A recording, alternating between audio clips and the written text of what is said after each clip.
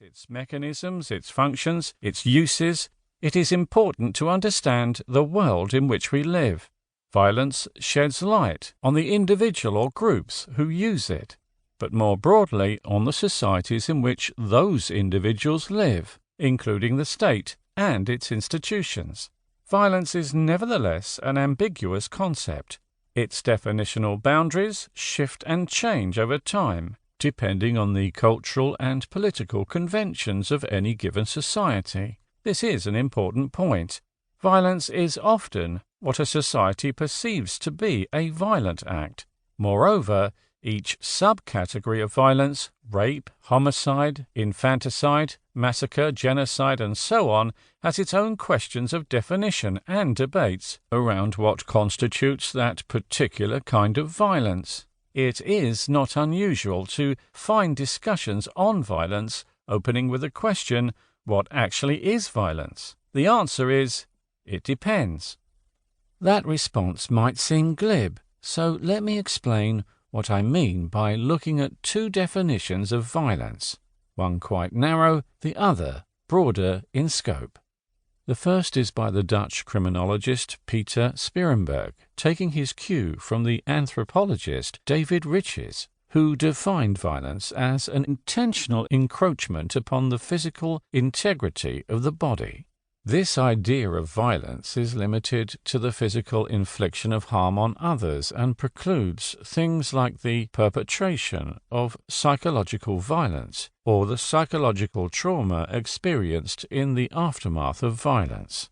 A more comprehensive definition comes from the World Health Organization, which broadly defines violence as the intentional use of physical force or power, threatened or actual, against oneself, another person, or against a group or community that either results in or has a high likelihood of resulting in injury, death, psychological harm, maldevelopment, or deprivation. This definition considers violence to be more than just the physical transgression of the body. It is also about the harmful emotional and psychological after-effects that it produces. In both definitions, the intentional part is important.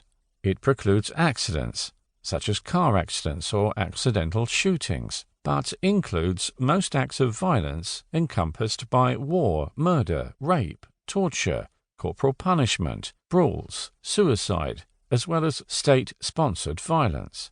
Neither of these definitions, however, includes the destruction of inanimate objects, such as property or sites of cultural heritage, that are often targeted during genocide, or indeed considers the untold harm done to animals and the environment by humans over the centuries.